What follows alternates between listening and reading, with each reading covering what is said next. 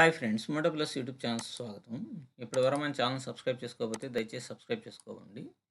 ఇక Moto plus అనేటువంటి నేము trading facts కానీ పాత పేరే మార్చేయటం అనేటువంటిది జరుగుతుంది. అది ఎందుకో నెక్స్ట్ వీడియోలో నేను మీకు వివరిస్తాను. అలాగే నేను సెబీ రిజిస్టర్డ్ కాదు. నేను ఇక్కడ ఇచ్చేటువంటి అనాలిసిస్ అనేది ఓన్లీ ఎడ్యుకేషనల్ పర్పస్ కానీ ఆలోచించండి. ఓకే, ఇక పాయింట్లోకి వెళ్దాం. అసలు మార్కెట్ అనేటువంటిది పూర్తిగా ప్యానిక్ మోడ్లోకి వెళ్ళిపోయింది. అంటే భయానికి గురయ్యేటువంటి పరిస్థితుల్లోనే ఉంది. మీరు చూడండి, ఇక్కడ ఆల్మోస్ట్ ఆల్‌గా రెడ్, రెడ్, రెడ్, గ్రీన్ వస్తే ఏదో లైట్‌గా రెడ్, రెడ్, రెడ్. ఓవరాల్‌గా ఈ స్ట్రక్చర్‌ని చూస్తే మనకి ఎక్కువగా రెడ్ క్యాండిల్స్ అంటే బేరిష్ వాళ్ళే బాగా డామినేట్ అనేటువంటిది చేస్తున్నారు. బేరిష్ సైడ్ మూవ్‌మెంట్ వస్తే చాలా ఎక్కువగా వస్తా ఉంది. సో, దానికి తోడు ఇక్కడ చూడండి, ఈ రోజున మార్కెట్ అనేటువంటిది చాలా ఎక్కువగా పడిపోయిందంటే దానికి కారణం ఏంటి? మెయిన్‌గా చైనాలో మరొక వైరస్ అనేటువంటిది వస్తుంది అనేటువంటి ఉద్దేశంతో చాలామంది మార్కెట్స్ మళ్ళా ఇంత ముందులాగే క్రాష్ అవుతాయేమో అనేటువంటి ఉద్దేశంతో ఉన్నారు. దానికి తోడు మీడియా ఉన్నదాన్ని మరీ ఎక్కువగా చేసి చూపిస్తూ ఉందన్నమాట. దీనివల్ల ఇంకా ఎక్కువగా పానిక్‌కి గురవుతున్నారు. కాబట్టి ఎక్కువగా ఈటీఎఫ్ వాళ్ళు వీళ్ళంతా గూడా మార్కెట్ నుంచి వాళ్ళ పొజిషన్స్‌ని స్క్వేర్ ఆఫ్ చేస్తూ ఉన్నారు. ఇంటర్నేషనల్ పరంగా రూపాయి గూడా బలహీనపడటం అనేటువంటిది ఆహ్, ఇది ప్రతికూల అంశాలుగా స్టాక్ మార్కెట్‌కి ఉన్నాయి. అయితే ఇక్కడ మనం గనక గమనిస్తే ఇది చూడండి. అసలు ఇది ఇది డైలీ టైమ్ ఫ్రేమ్. ఇప్పుడు 5 మినిట్స్ టైమ్ ఫ్రేమ్‌కెళ్దాం. యాస్ యూజువల్‌గా మనం ట్రేడ్ అనేటువంటిది ఇప్పుడు న్యూస్ ఉన్నా, ఏదున్నా మనం ఎలా పడితే అలా ట్రేడ్ న్యూస్ ఉంది గదా అని చెప్పేసేసి పాజిటివ్ న్యూస్ ఉంటే బై చేయటం, నెగెటివ్ న్యూస్ ఉంటేనేమన్నా సెల్ చేయటం ఇట్లాంటివన్నీ చేయకూడదు. మనకొక స్ట్రక్చర్ అనేటువంటిది ఫార్మ్ అయ్యి దాన్ని బేస్ చేసుకొని మనం ట్రేడింగ్ అనేది తీసుకోవాలి.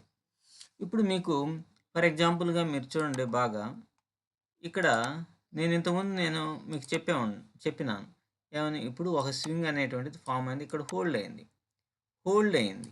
హోల్డ్ అయింది. దాన్ని మనం అక్కడ ఒక హారిజాంటల్ లైన్ గీసుకోండి. నేను ఇంతకుముందే చెప్పా, ట్రేడింగ్ అనేది చాలా ఈజీగా మనం ప్లాన్ చేసుకోవాలి. ఇది హోల్డ్ అయిపోయింది. తర్వాత ఇంకో స్వింగ్ ఇక్కడి నుంచే కదా పడింది. కాబట్టి ఇక్కడ ఒకటి. అంటే ఇక్కడి నుంచి మీరు ఒకటి గమనించండి. ఇక్కడి నుంచి బయర్స్ ఉంటారు దీని అబోవ్. దీని అబోవ్ సెల్లర్స్ ఉంటారు. ఇది ఒక్కసారి ఫెయిల్ కావచ్చు. బట్ మనం 70% యాక్యురేట్‌గా మనం దీన్ని ఫాలో కావచ్చు. ఇది ఓన్లీ ఎడ్యుకేషనల్ పర్పస్ కానీ మీరు అబ్జర్వేషన్ అనేది చేయండి. అంటే ఇక్కడ ఈ లైన్ గనక క్రాస్ అయ్యి పైకి గనక వెళ్తేనేమన్నా బై, ఈ లైన్ క్రాస్ అయ్యి కిందకొస్తేనేమన్నా సెల్ చేస్తాం. అయితే దీన్ని అంటుకోకుండా ఉండాలి. అంటే ఈ హారిజాంటల్ లైన్స్‌ని టచ్ కాకుండా క్యాండిల్స్ ఫార్మ్ అవ్వాలన్నమాట. అప్పుడు దాని కింద మనం తీసుకుంటాం.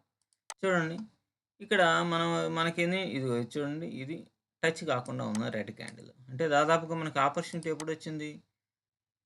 దాదాపుగా 10:30కి వచ్చింది. సో, 10:30కి ఇక్కడ ఈ క్యాండిల్ ఎంట్రీ అవుతాం. 1:3 రేషియోలో మెయింటైన్ చేయమని చెప్పాం. మంచిగానే వచ్చింది. సో, ఇక్కడ మనం స్టాప్ లాస్ అనేది పెట్టుకుంటాం. అదే గాని దీని అబోవ్ గాని క్రాస్ అయితే బై చేస్తాం. మరి మనం ఒక సిస్టమాటిక్‌గా ఒక స్ట్రాటజీని ఫాలో అవుతున్నప్పుడు అసలు నెగెటివ్ న్యూస్ ఉంటేమి, పాజిటివ్ న్యూస్ ఉంటేమి మనకు అనవసరం గదా!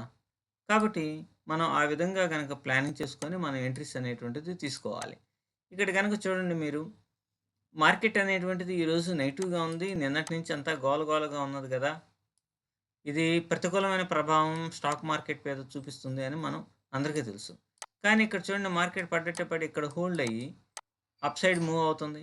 అంటే కామన్ ట్రేడర్ అంటే తొందరపాటుగా ఏదో ఒక ట్రేడ్ అనేటువంటిది తీసుకొని వెంటనే మార్కెట్‌లో దూకేద్దాము, ట్రేడింగ్ చేసేద్దాము అని దేన్ని అనాలిసిస్ చేసుకోకుండా చేసేటువంటి వ్యక్తులు ఇక్కడ ఏమవుతారు? రిటైల్ ట్రేడర్ మనలాంటోడు కొంటాడు. అదొచ్చి స్టాప్ లాస్ హిట్ అవ్వడం, కిందకొస్తా ఉంటే మనం పొజిషన్స్‌ని యాడ్ చేయటం ఇట్లాంటివన్నీ జరుగుతూ ఉంటుంది. సో, అసలు ఇంత పడుతూ ఉన్నప్పుడు మనకి అనుకూలమైనటువంటి స్ట్రక్చర్ రానంత వరకు మనం ఎంట్రీ గనక తీసుకోకుండా ఉంటే అదే మీ సక్సెస్‌కి మంత్రం స్టాక్ మార్కెట్‌లో. కాబట్టి ఇక్కడ మీరు అనుకున్నట్టుగానే ఈ లెవెల్‌ని దాటేసింది. దీని కిందైనా తీసుకోవచ్చు. బట్ వదిలేసుంటే దీన్ని టచ్ చేయకుండా ఉంటే ఇంకొంచెం ప్రాబబిలిటీ ఎక్కువగా ఉంటుంది. సో, ఇక్కడ మనం ఎంట్రీ తీసుకుందాం. 1:3 రేషియోలో మనం ప్రాఫిట్‌ని బుక్ చేసేసుకొని బయటపడేయొచ్చు. ఇట్లా ప్లాన్ అనేది మనం ఎప్పటికప్పుడు చేస్తా ఉండాలి. కానీ ఏది ఏమైనా గూడా మార్కెటు ఇప్పుడిప్పుడుగా అంత ఇదిగా కోలుకునేటువంటి పరిస్థితి లేదు. ఇది వాస్తవంగా ఇన్వెస్ట్‌మెంట్ చేసేటువంటి వాళ్ళకి నెగెటివ్‌గానే ఉంటుంది. కానీ ఇంట్రాడే చేసేటువంటి వాళ్ళు ఇటువంటి పొజిషన్స్‌ని గనక అంటే ఈ ర్యాలీస్‌ని గనక క్యాచ్ చేయగలిగితే అద్భుతమైన ఫలితాలు వస్తాయంటంలో ఎటువంటి సందేహం లేదు. సో, ట్రేడింగ్ ముందు చేయబోయే ముందు ఓపెన్ మైండ్ తోటి మీరు ఆ రోజుకి ఆ రోజు నేను ఇదే ఏ మెథడ్‌లో చెప్పానో కావాలంటే మీరు ప్రీవియస్ వీడియోస్ చూసుకోవచ్చు. ప్రీవియస్‌గా ఉన్నటువంటి వీడియోస్‌లో నేను చెప్పాను. ఇట్లా ఒక స్వింగ్ అనేది ఫార్మ్ అయినప్పుడు అప్ అండ్ డౌన్స్‌ని కొట్టుకొని అంటే హై అండ్ లోస్‌ని కొట్టుకొని వాటిని క్రాస్ అయినప్పుడే ట్రేడ్ చేయండి. అప్పుడు సక్సెస్ అనేటువంటిది ఓ 70% ఉంటుంది. 100కి 90% లక్షలు వస్తాయని చెప్పట్లా. బట్ 70% తోటి 1:3 రేషియోలో మనం గనక ట్రేడింగ్‌ని గనక ప్లాన్ చేసుకుంటే సక్సెస్ కాక ఏమవుతాం? కాబట్టి ఈ విధంగా మనం గనక ప్లాన్ చేసుకొని ట్రేడ్‌ని అనాలిసిస్ చేసుకుంటూ ఎప్పటికప్పుడు మన యొక్క ట్రేడింగ్ కాన్సెప్ట్‌ని ఎప్పటికప్పుడు అప్పుడప్పుడు ఫార్మ్ అయ్యేటువంటి చార్ట్‌ని బేస్ చేసుకొని ట్రేడ్ చేస్తా ఉంటే సక్సెస్ అనేటువంటిది కొంతవరకు తేలిగ్గా ఉంటుంది అనేది నా అభిప్రాయం. Thank you.